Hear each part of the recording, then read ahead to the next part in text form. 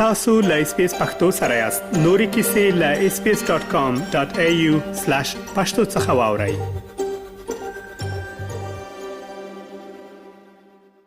د اس بي اس پښتو خبرونه قدرمن اوریدونکو وخت مو په خیر. رحیم الدین اوریا خیلم له افغانستان. تاسو ته د افغانستان اړوند څو مهمه پیښې وړاندې کوم. هیله ده چې تر پای ملتیا وکوي. یو ناموای په افغانستان کې د پاکستان لوري د ورستیو هوایي بریدونو قربانیان ډېری ښځې او ماشومان دي. یو نامه په خپل ایکسپانه په دې اړه لیکلي ول چې د سه شنبه ورځې نه وخته د افغانستان په کونړ، خوست او پکتیکا ولایتونو کې هوایي بریدونو کې د 13 ملکي وګړو د وژل کېدو او لاس نور ټپي کېدل مستند کړي دي. د یو نامه په خبره د دغه هوایي بریدونو ډېری قربانیان بیا ښځې او ماشومان دي. یو نامه د پاکستان دغه هوایي بریدونو ته په خبرګون کې د تاوتریخوالي په کمیدو دایمي اوربند د ملکي وګړو د ساتنې د پولو د پرانیستلو په ځانګړي توګه د بشري مرستو لپاره او د اختلافاتو د حل لپاره د خبرو اترو غوښتنه کړې ده. له دې وړاندې د طالبانو حکومت ویان ذبیح الله مجاهد هم ویلي وو چې د پاکستان لوري د سه شنبه شپې په هوایي بریدونو کې 13 کسان چې 11 ماشومان، یوه ښځه او یو سړی پکې شامل وو وژل شوي او 14 نور ټپیان شوي دي. په عین حال کې بیا د پاکستان د اطلاعاتو وزیر عطاالله تارړ بیا رسنیو سره په خبرو کې ادعا کړې وه چې د دې هیواد ځواکونو په افغانستان کې 4 هدفونه له منځه وړي او 26 ترهګري وژلي دي.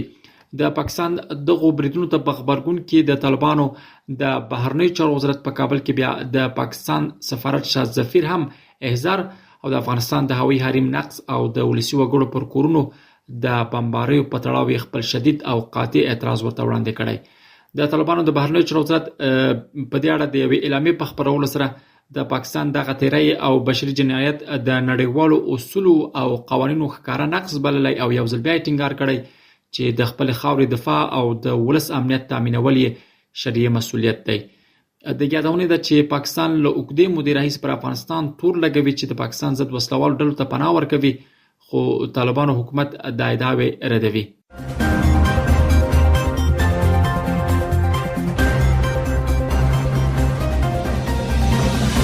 ملګري ملتونه وايي 2025 کال نږدې 3 میلیونه افغان کډوال افغانستان ته راستانه شوي دي. د ملګرو ملتونو د کډوالو عالی کمشنرۍ دا خبره په خپل کلني راپور کې کړې ویلي دي چې دا شمیره د یو کال مخکې په پرتله 15 برابره زیاتوالی ښیي. راپور کې ویل شوي چې له دې ډلې 1.9 میلیونه له ایران، نږدې 1 میلیون له پاکستان، کابو 2000 له تاجکستان او ځینې نور له ترکیې څخه افغانستان ته راستانه شوي دي.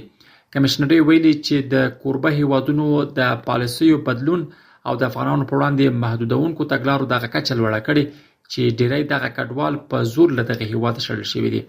راپور کې دا هم راغلی چې د دغو پراخو ستنېدنو له امله په نړیواله کچه د افغان کډوالو شمیر په بېساري ډول کم شوی دی.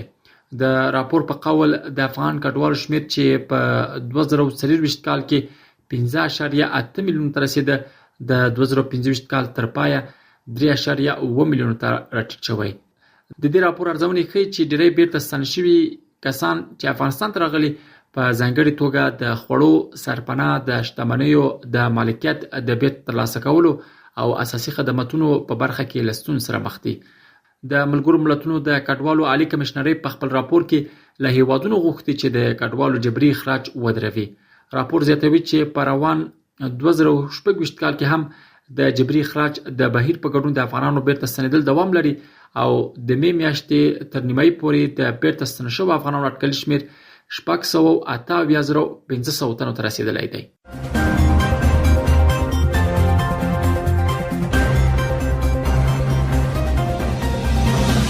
د پای موضوع هم دا چې د افغانستان ابدالیانو د کرکټ په 3 اړخیز سریز کې د هند الف لوبډلې ته ماتې ورکړه. دا لوبه د جون په 11 ترسره شوه او افغان لوبډلې د DLS د اصولو له مخې د 4 منډو په توپیر د هندوستان الف لوبډله له مات سره مخ کړه. د دې لوبې پچه یا ټاس هندوستان ګټلی و او افغان لوبډلې ته یې په 49 اورونو کې د خپلو 8 لوبغاړو په سوځېدو 349 منډو هدف ورکړی و.